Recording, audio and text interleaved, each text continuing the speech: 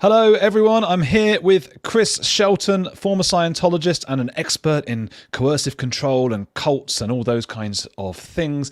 And Chris, tell me what is going on with the Danny Masterson trial. Okay. Hi, everybody. Boy, has it been an interesting 12, 24 hours, I suppose, since the mistrial was declared yesterday on Danny Masterson's case. Masterson is, as you know, anybody I think who's watching this understands, Danny Masterson is a celebrity VIP Scientologist who was on the 70s show and has been in The Ranch and various other things. And he's been sort of this B-list celebrity that Scientology's had at his peak, I'd say B-list, but you know, whatever. He's a celebrity, and he's also a second generation Scientologist. He is somebody who was born and raised in Scientology. And that's significant, as we'll get into here, as to why I'm talking about that. Because, you know, you wouldn't be going on a roll about he's a second generation, Christian. He's a second generation Jew, like who would care? But with Scientology, it actually matters. And it has a lot to do with the case. And Masterson was indicted for 3 counts of sexual assault of rape. And 3 different women. This was like 20 years ago, though. And so that's part of the reason why we have this mistrial now. This just all came down yesterday. Yeah. So this was this a shock to you? Because I was of the understanding this was an open and shut case, and apparently not. Yeah. See, that's the thing. Is the truth of the matter is that a lot of us on the Scientology, critic side, or people who see this for, understand the destructive cult nature of Scientology, a lot of us went into this looking at this going, well, this is open and shut. This is obvious. I mean, come on, how could it not be? And the fact of the matter is that people who are not connected with or familiar with how Scientology operates, how somebody like Danny Masterson operates, like a predator, a sexual predator, which is what he is, they don't really understand how that works. And there is this thing about evidence. It's not what you know, it's what you can prove. Aaron was talking about that yesterday, and he was spot on.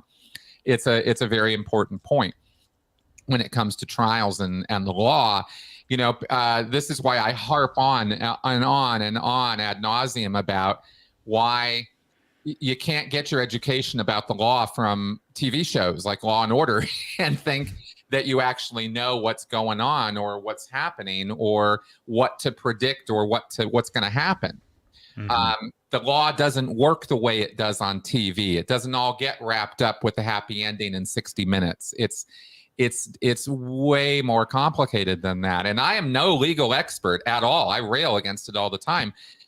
Bringing lawyers onto my channel and talking to them about this and just being like endlessly, I don't have any hair up here anymore because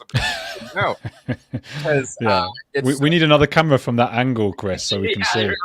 If you saw the bald spot up here, Every time another perpetrator gets away with something, another hair falls from Chris's lovely head. Yes, it used to be like Sonic the Hedgehog up here. Now it's all like Hey, tell me. So I gather there were 3 main charges, mm-hmm. and I don't think they even came close to like having all 12. It has to be all 12 people in the jury. Is that right? I think is. Yep. And there were 3 charges, and I think it was like it was like, what was it, like 3, 5, and 7 for each charge said he was guilty. Yeah, exactly. In fact, I'm pulling up some things here right now. Yeah, it is interesting. The numbers are kind of significant, so let's go ahead and talk about them for a second in terms of what the jury was deadlocked. That's why the mistrial happened, is because the jurists heard 3 weeks of evidence and testimony from both sides. The defense's entire case was poking holes or inconsistencies, poking at inconsistencies in the stories and testimony of the prosecution's case. They didn't bring up a single witness of their own. They just did cross-examination of the witnesses the prosecution brought. And in that defense, the result of that, in terms of the deadlock, was there were 3 separate counts of rape brought against Masterson. On the first count, 2 of the jurists were he's guilty. 10 of them were not. On the second count, 4 of them said, yeah, he's guilty, and 8 of them said, no, he's not. And on the third count, 5 of them were like, yeah, he's guilty on this one, but 7 of them were not. So the majority view from the jury was, we don't see this. Now, I want to say from the get-go with those numbers that it's very important that people understand that doesn't mean the jury thought he was innocent. It means that they were not convinced that he was guilty beyond reasonable doubt. And that's the standard. And it's a tough standard to meet when you are dealing with evidence and testimony from 2 decades ago. And that's a lot of what they were dealing with, was 15 to 20-year-old evidence and testimony about incidents that happened that long ago. And I think we all know, because we're human beings and we have brains and lives and memories, that, you know, we don't all remember things that happened 20, 15, 20 years ago. So clearly there are memory holes, there are problems, there are issues. And saying that is not saying they're lying, the victims, or that they're colluding, or that this is all a setup. That's not the point. The point is, how can you be sure? How can you be 100% sure enough that you're going to basically, you know, ruin this guy's life for the rest of his life? He's going to go to jail and he's not coming out. How do you know, that kind of thing? 45 years is a long time to send somebody away for, and that's potentially the sentence he was facing. So the jurists have a very serious responsibility. And I wanted to kind of put that out there first off, so that, you know, these numbers and the standard that they have to meet is understandable. It's not, you know, beyond the pale. It's not like, oh my God, they're so off the rails. It's like, oh, this is tough. This is a tough situation. However, I have critiques of how this is prosecuted, you know, and I think a stronger case could have been made, and we can get into that, you know. Yeah, well, I would just ask now. I mean, I'm going to say a journalist's thing that a journalist should say, I think, but I'm going to get criticized for saying it. Is it possible? I mean, of course, what you're saying is true. It doesn't mean that these things didn't happen. They just weren't you couldn't prove them beyond a reasonable doubt.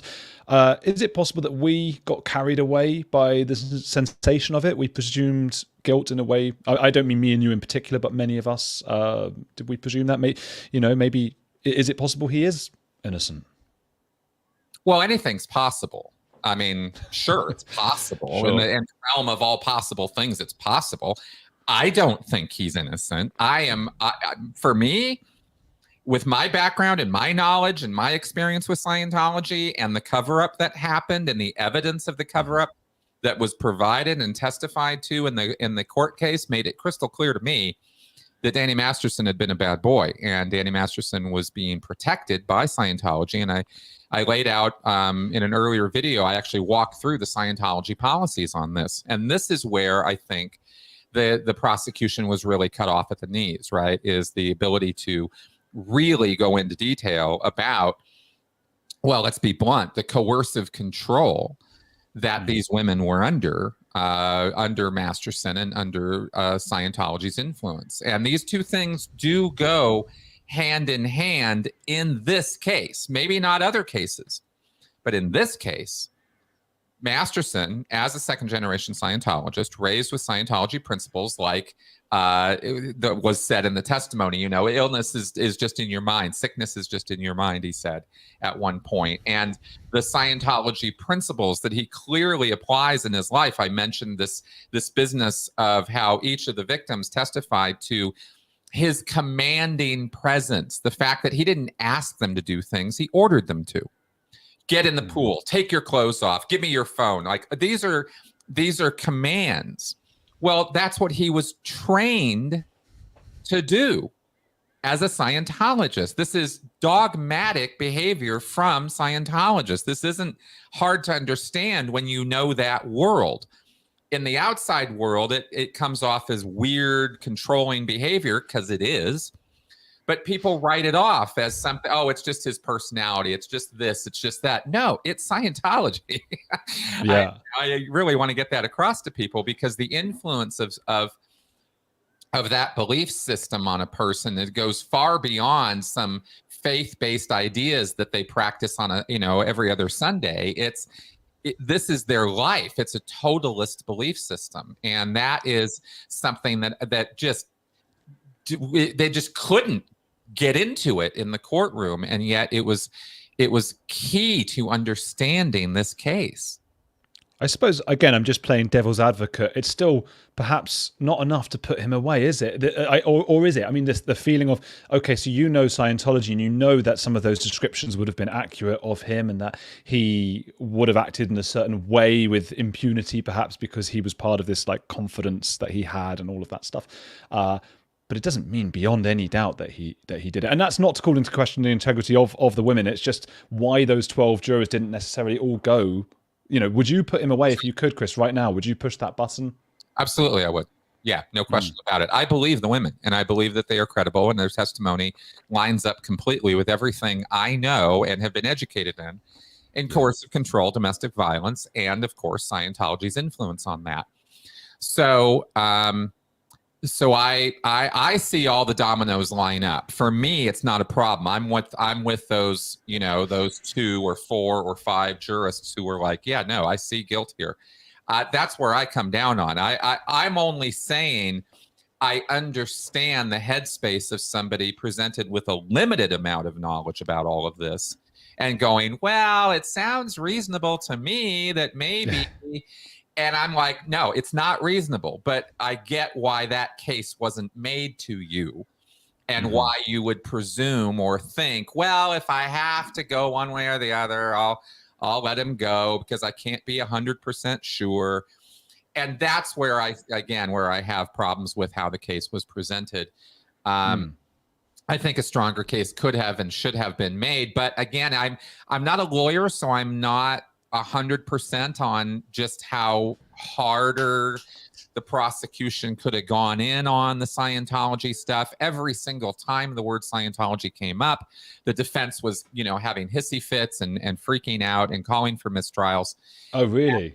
Every single time. Oh, yeah. Every time the word Scientology came up, it was like, no, objection, and it's like, oh my God, guys.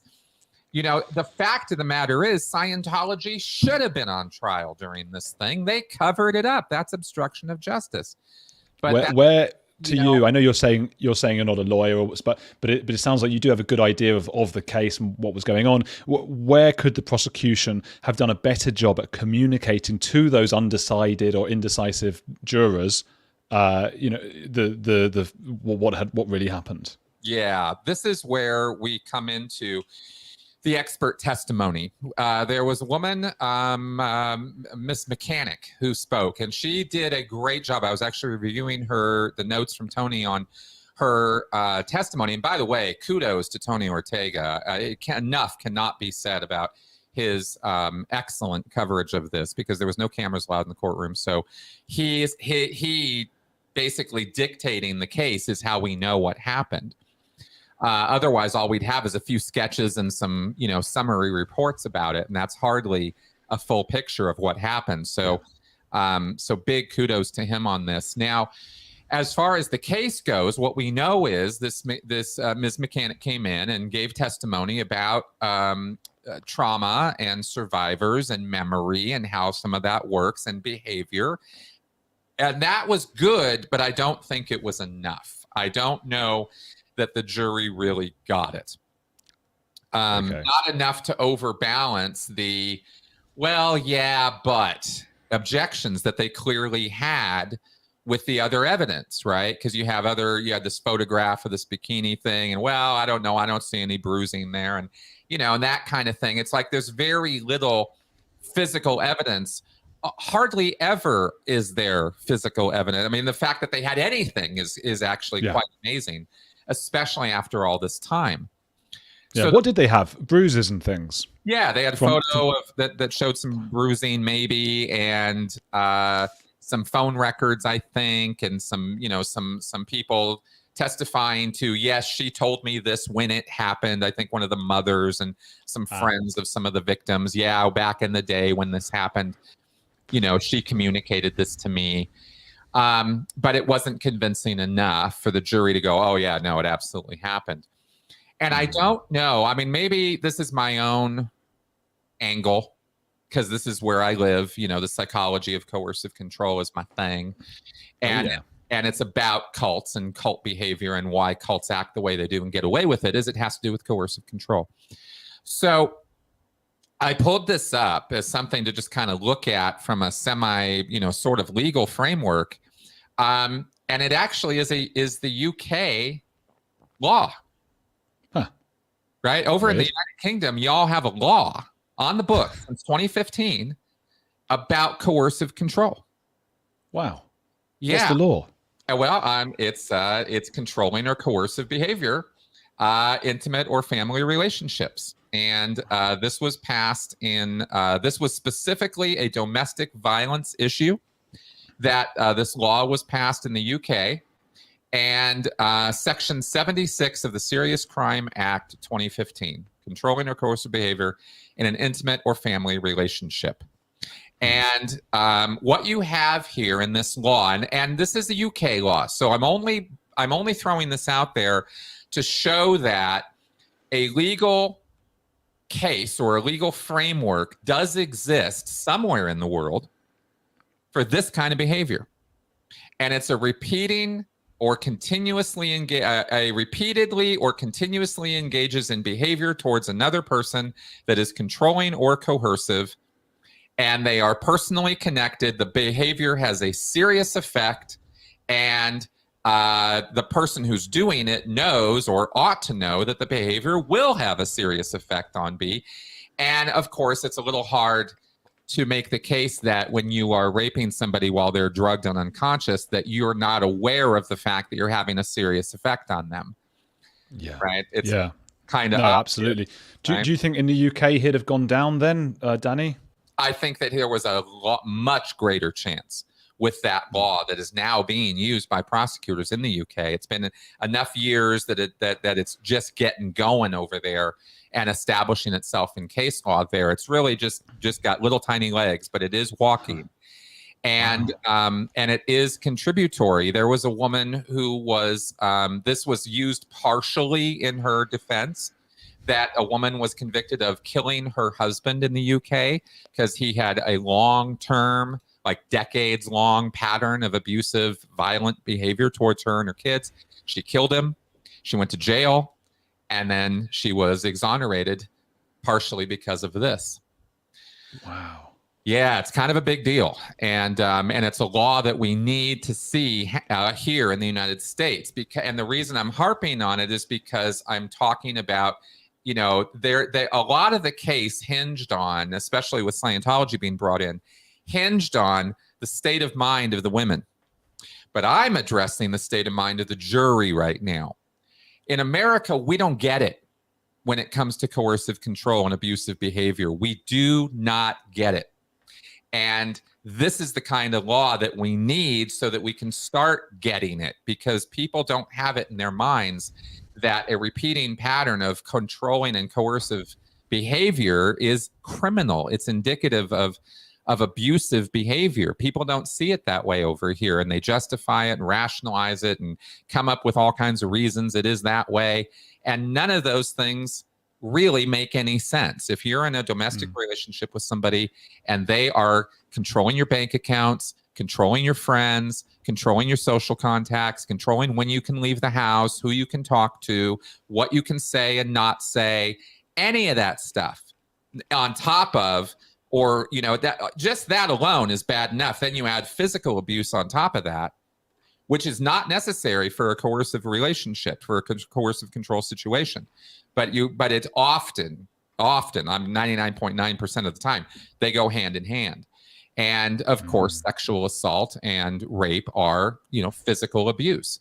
So but that case, and even that term, coercive control, was mentioned all of one time during the entire Masterson trial. Yeah, even so that's one of the brought in. What were some of the things he was doing that were indicative of coercive control, and how and in what way do you think he may have learned those things in Scientology? Oh, sure. That's a good question, because it was all about that, right? His of course, his forceful commanding of everything, get in the tub, get in the, take your clothes off, do all that. That's obviously coercive behavior. But the that business of coming over after the fact, even, this repeating pattern of this, the fact that she goes to the church to seek assistance, and this is why I'm saying that I believe Scientology is just as culpable here, is because they reinforced his coercive control, right? She goes in to say, hey, I got raped, and they go, no, you didn't. No, you didn't. In fact, don't even use that word. And in fact, you owe him. You owe him sex whenever he wants it, however he wants it. That's your job. They said that? This is what her church is telling her. This is literally what the chaplain of her church told her. Wow. And how do we know that she said that, did she? Yeah, that was what they testified to. Is that part of the you pulled it in Scientology philosophy? Absolutely. It's all a matter of you're not, and even worse, actually, because with Scientology, Masterson is the celebrity. Masterson is the person who has all the connections. Masterson, and Tony's been laying it all out. I mean, look at all the people supporting him in the courtroom. They're all celebrities, singers, actors, people with, some credentials. And those are just some of his network. He's connected to a bunch of people. I mean, his best friend is Ashton Kutcher. So say what, think well, even now. Yeah, apparently. I mean, Ashton's never made a public statement against Masterson or about these charges. And Masterson brags and talks about how they go out on trips together. They go river rafting and party together and all that. So I have no reason to believe Ashton Kutcher is anything but fully supportive of Danny Masterson and his activities. So that's the upstat in Scientology, is what they call that. The person who's producing, the person who is worth something, the person to be invested in and protected by the church, because his influence and his celebrity status and his weight brings in new parishioners, gives the church positive PR, gives the church, money and avenues to more money. And at the end of the day, let's never forget, the Church of Scientology is a money-making scam. So that's all about the money and protecting those income streams. And so that's why they systemically operate this way. It's not a matter of individual Scientologists or bad apples. The whole system's bad and rotten to the core. And everybody in it contributes to this systemic abuse. And that's the problem with destructive cults, is that's what happens to people in them. It's not just about a couple bad apples. So Scientology acted with energy and vigor to protect Masterson by negating, invalidating, and actually persecuting the victims. Yeah. Do you think, will they be relieved today, yesterday, Scientology, Tom Cruise, David Miscavige? Oh yeah, absolutely. This is good news for them. This is joyous news for them. It's not the best news. They wanted it dismissed, and they don't want a retrial. And it's possible right now that next March we're going to have a retrial. That it depends. The prosecution has to decide now whether they want to re-prosecute the case. I'm putting this out there. I'm kind of going to be trying from my channel's end to put out there that yes, they absolutely should retry it, and please bring in a lot more about coercive control and what it's all about, because you have to establish more of the mindset with these women as to why they didn't come forward earlier. And it wasn't because they got paid off. It's because they were controlled through intimidation and invalidation. And remember, these were victims of sexual assault. And the thing that was abundantly clear in their testimony is that Masterson's, the way he likes to have sex is by raping people. I mean, I don't know how else to put it. It's clear in the testimony. Now, that's the testimony. I can't say 100% that's absolutely true, but I believe the women. So that's what, so if I do, then that means Masterson is a serial predator abuser. And so my point there is that kind of rough sex, that kind of rough activity becomes normalized. And they didn't even touch that during the case. They didn't even go there. I think maybe they should have. I don't know, but I think something wasn't working with how the prosecution was painting that picture, and the jury wasn't convinced. My assessment is it's because the jury doesn't really get it as far as what a repeating pattern of abusive behavior actually looks like, and more importantly, what it does to the victim's headspace.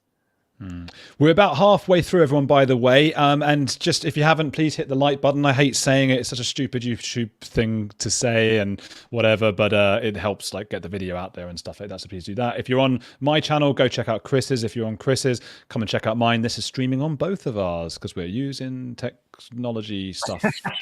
Yes, we are. Yes, we are. I'm only glancing over at the comments as we're going, but yeah, it's always an adventure doing multiple live streams at one time. It's cool, isn't it? And, it really is. It's such a cliche to say, but it's really true. Like, we would be nothing without all the people watching us. We would just be people talking at a screen or at a wall, which I do enough in my spare time. So it's good to be able to do this. So thank you, everyone, for coming to this. I suppose going back to the trial, if they do a retrial, I suppose one thing to consider is putting those women through this whole media circus, this whole event yet again, and I wonder if that's what the conversation will be about among the prosecution at the moment. Yeah, that's a valid consideration. I will throw out, I have not talked to the women. I'm not in touch with them, but my supposition would be that they would want to continue with this and get their and pursue prosecution, because let's remember something that is not commented on or has not been pursued anywhere near enough during this trial, which is every one of them said on the stand that the Church of Scientology is continuing to harass and stalk them daily, right now, in present time. And that just sort of flew by. That just sort of, oh, yeah, okay.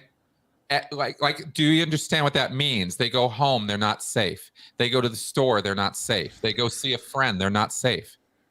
Because some asshole is following them around in a black SUV, or somebody's digging through their trash, or somebody's calling all of their friends or all of their business contacts and complaining about them, or telling them that they're liars, or telling them, other false nonsense. This is the daily life of these women under Scientology's fair gaming. So they're already being victimized to a degree that is kind of beyond, comprehension. I think they want, and that's not that's not to mention the alleged killing of pets. Yeah, exactly.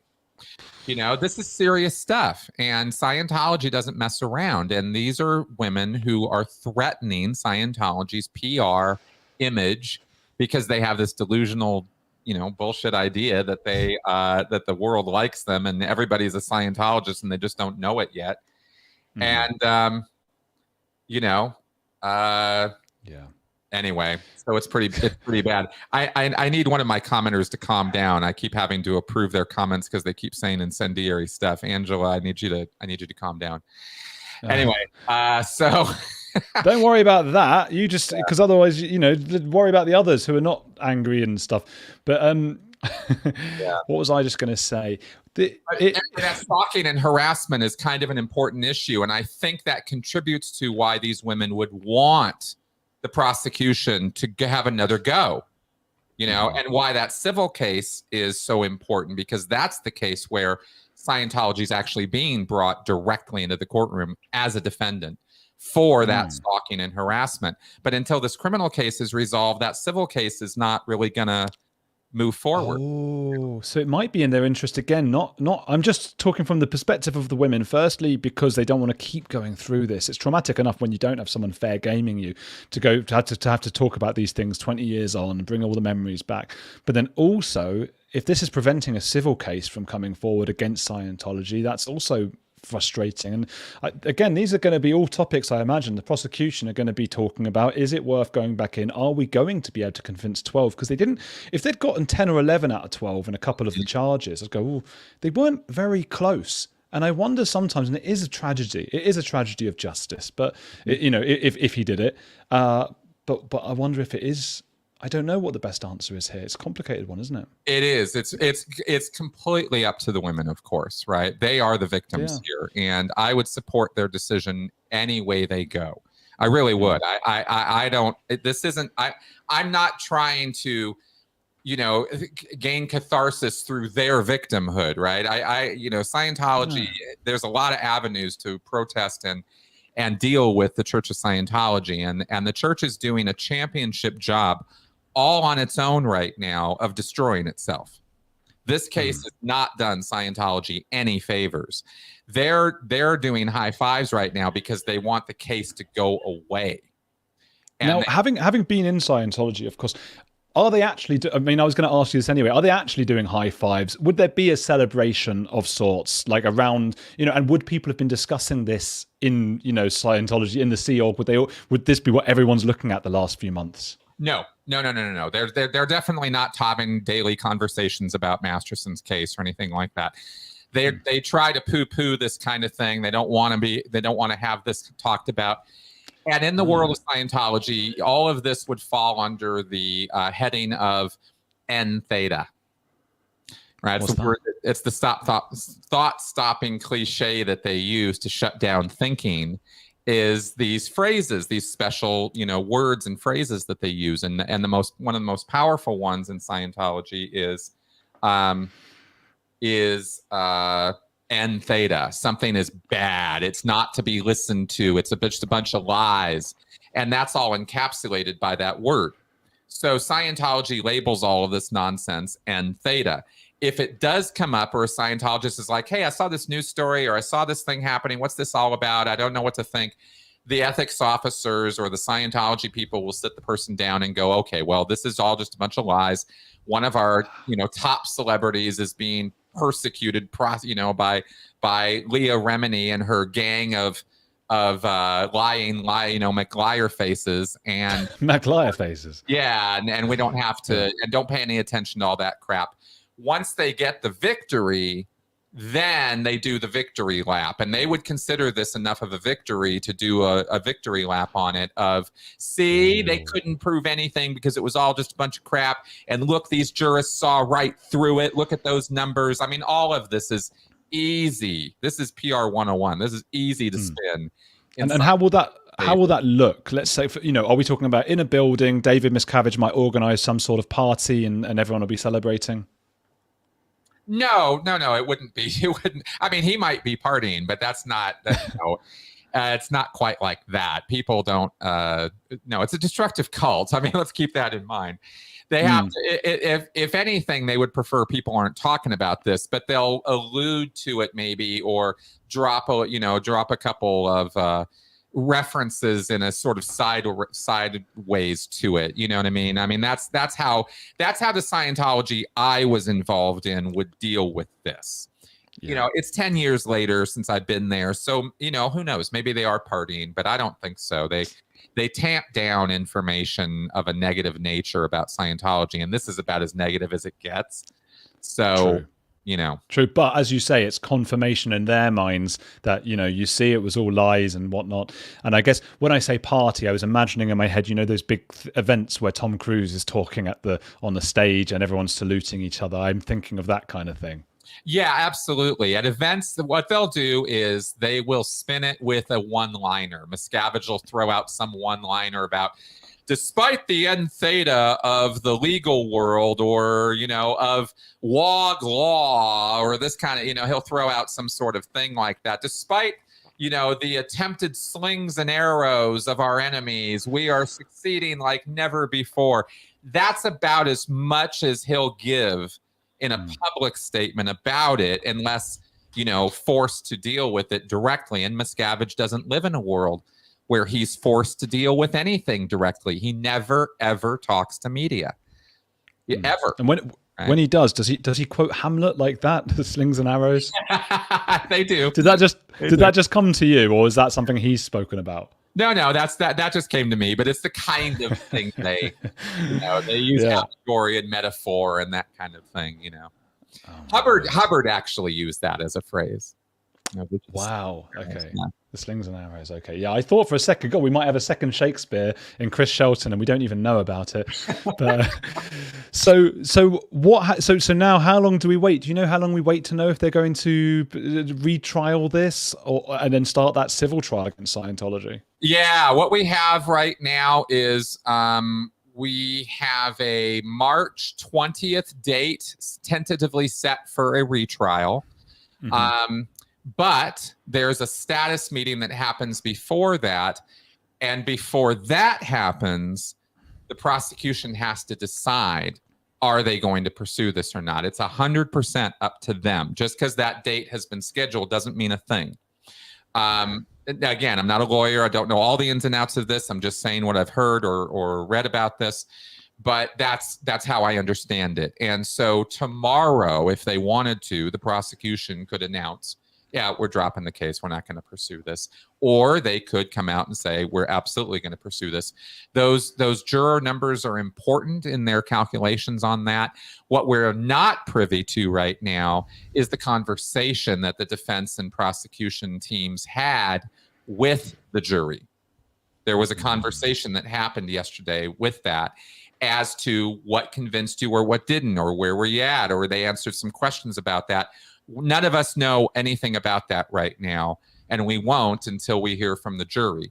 So we don't know where the prosecution's head might be on this. Those numbers don't bode well for a retrial, but maybe the prosecution goes, oh, if we had tweaked this and this, maybe it would have made all the difference. And I'm hopeful that that's how they're thinking right now, rather than, I really hope they're not thinking, we just got our asses handed to us, we're not going to do this again. I hope that's not where their head is at. That's interesting, though. So it's almost like a trial and error kind of thing. And any errors they might have made, they can learn from the jury, and the jury say, no, the reason I didn't, vote to incarcerate him is because you said this particular thing and you looked at me in a funny way, or whatever it might be. And they can go, okay, hey, we can win this next time if we avoid those pitfalls. Exactly. And that's what we need to see. We need a vigorous prosecution of this case, and we need a more well-rounded look at the subject of coercive control and the effect it has on people's minds, because that's the only real way for the jury to get in themselves in the headspace of these women.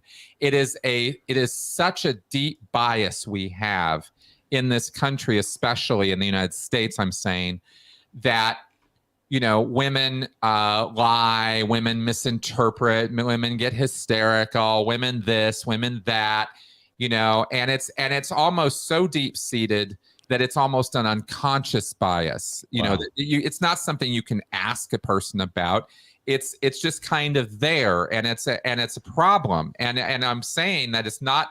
You can overcome it, but you have to overcome it with an awful lot of knowledge and information. And look, you gotta tweak that bias you got. You don't even know you have, and you got to give these women a fair shake. And I don't think that was the case based on the numbers I'm seeing of how the jury was not convinced. But that's just a guess right now. I mean, all of this could change on a dime if we hear from the jury that, oh no, we absolutely believe them, but this and this and this. I could be off on my analysis of this, but this is how I'm approaching it right now. With about 12 minutes left, should we open it up to Q&A if people have got some questions? Sure, absolutely. Sound good? I can start with one question that I've got for you, Chris, which is, just off the top of my head, how likely is it Scientology might have had someone on the inside in the jury, maybe even 2 or 3 people, to help Masterson out?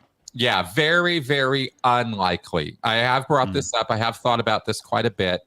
And the reason why I say it's unlikely is because of the potential backflash.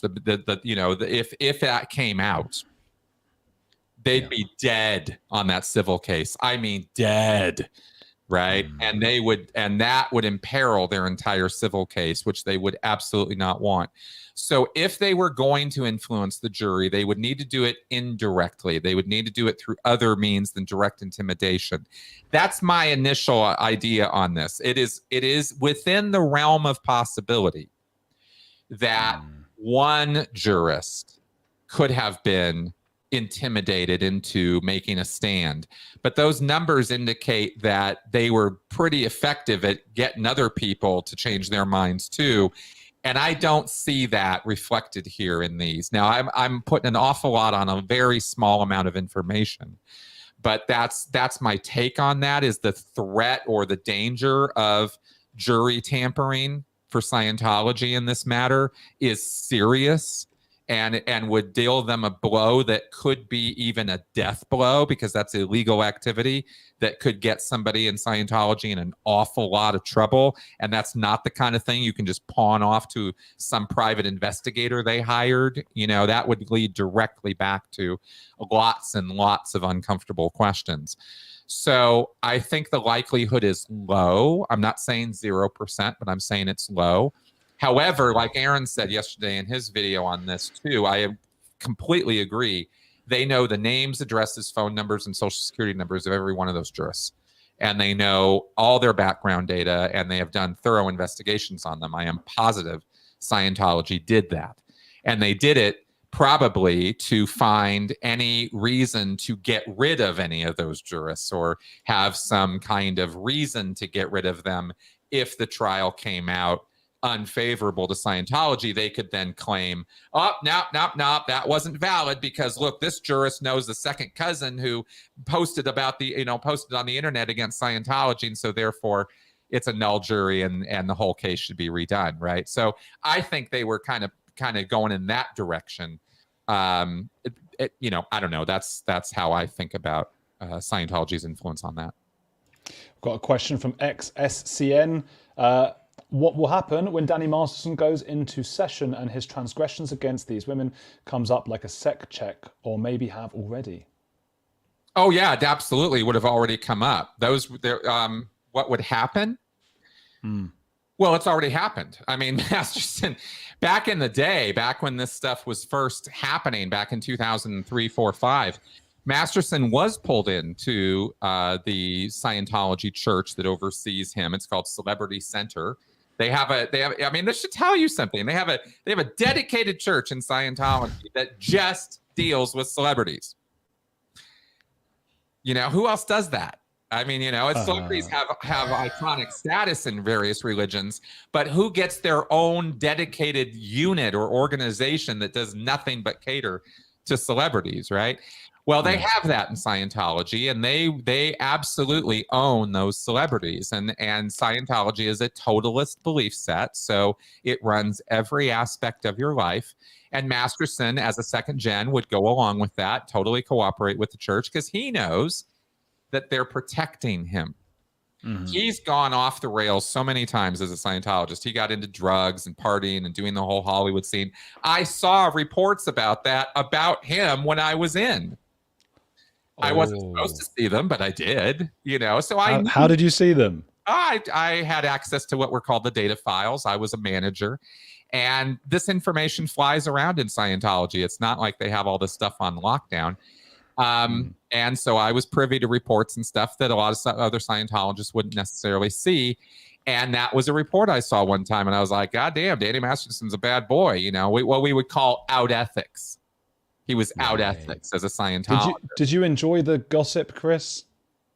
Did I enjoy it? No, I was more disappointed in it. But interesting. But, because Masterson was not somebody, as a Scientologist or Sea Org member, I was not really. I never watched that 70s show. I didn't have access to TV. I wasn't watching movies or TV that had Scientology celebrities in it for the most part, unless it was Tom Cruise. Everybody saw Tom Cruise stuff.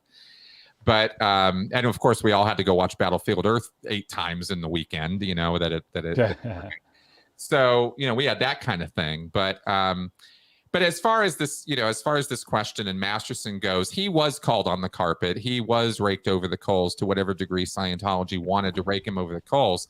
But the calculus that the church did was, we need to protect him. And they acted uniformly and consistently in that direction. So whatever punishment or discipline he got, it would have been a hand slap compared to what these women had to go through by the church, who had to suppress and shut them down, and eventually even, you know, pay them off. To at least one of them talked about how they got, you know, a settlement. And that, you know, is that legit? Is that a reasonable exchange for being raped? You know, no, it's not. Not at all. This was a criminal activity. It should have been criminally prosecuted, but Scientology did everything it could to suppress that and not let that get out. And here's the result of that: is now you got a jury that has a hard time believing these women. Probably one of the big reasons for that is the amount of time that has passed. Yeah. No, absolutely correct. And Debbie M writes, will the trial documents one day be public, or do you think they would be sealed? It would be amazing to go through and read everything on my own. Oh, that's a good question. I wish I knew. Probably public record. I'm not sure. It should be. The US is quite big on the public record part. I mean, compared to the UK, where we're not allowed to ever. I mean, I guess that was the case in this one, wasn't it? Probably because of the sensitivity of the case, where we didn't have. Did we have pictures and videos from inside? I've seen him with his mask on. No, not at all. There was that was the mask and the picture and stuff was during the pretrial activities. And the Judge Almeida said, yeah, no cameras in the courtroom. And that's because you have rape victims who are testifying, you know, and being known publicly anonymously. They want to protect their identity. So so there's been some irresponsible, you know, reporting out there that has named them, but the women didn't want to be named, and that's why, and the judge respected that. But after the fact, I don't know how far after the fact that kind of thing becomes public record, or if they get sealed for that reason. I'm just not sure. Okay, let's. We've got maybe one more. Barbara D, who's going to be big and brave to make a real, true movie about Scientology? What do you think of that, Chris? Well, I'll tell you, Paul Thomas Anderson already did. It's called The Master. I forgot about that. That's true. Yeah, that movie, you know, a lot of people watch that movie. I did a whole review on it, video sort of analysis of it. And a lot of people are really weirded out by that movie. It didn't do well. It wasn't a big blockbuster or anything. And one of the reasons why is because it is wall-to-wall Scientology. That movie is Scientology. I watched it and I was like, holy shit, this guy actually did it. But then, you know, for whatever reasons, which I don't really respect, Paul Thomas Anderson said, oh, no, that's not L. Ron Hubbard. No, that's not Scientology. Oh, because they've got to say that. I mean, come on, dude. You're taking questions right out of Scientology's personality test.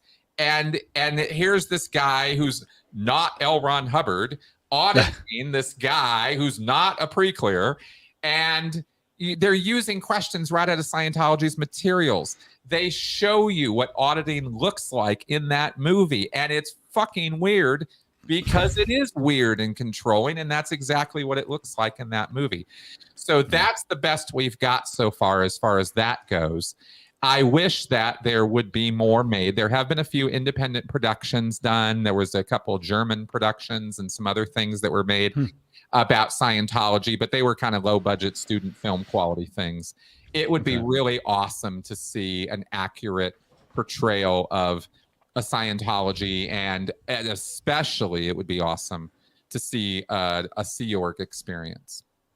Chris, what do you want to tell people about your channel, what you've got on there at the moment, and all that stuff? Yeah, this will be far from the only time we'll be talking about this on my channel. I'm sure we will address this tomorrow in the live show. We're doing a call-in show every Friday. You guys can tune in for that and call in and talk to me about this. And of course, everything and anything you want to know about Scientology is answered on my channel. I've got like 1,000 videos or something. I mean, there's so much there for people on this. And you will get, if you go through my content, you will come to a place where you'll agree with me that these women absolutely were victimized, and Scientology and Danny Masterson are guilty of criminal activity. Fascinating. If you're watching on my channel, do go check out Chris's, subscribe to him, support him in his activism against this horrible cult and other coercive cults and things like that. If you're on Chris's, come check mine out. Make sure to hit the like on this video on your way out or whatever. I'm now going into a live with Chris's former ex-Scientology person, Aaron Smith-Levin.